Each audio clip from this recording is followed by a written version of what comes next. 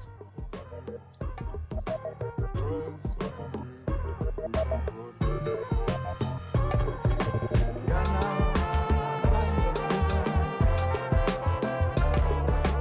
Ghana, land of freedom.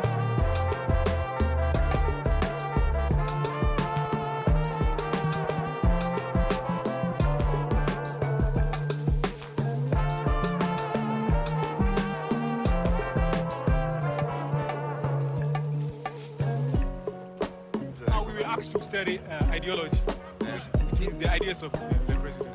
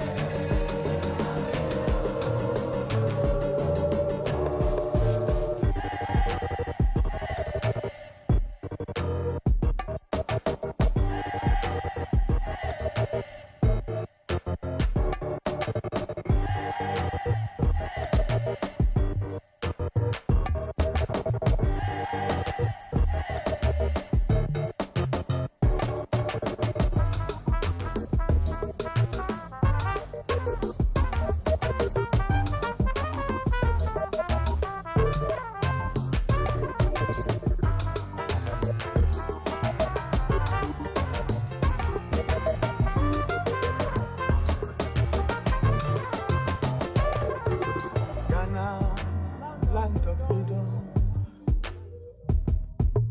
Ghana, land of freedom. Toils of the brave and the sweat of the labor. Toils of the brave which are broadly thought.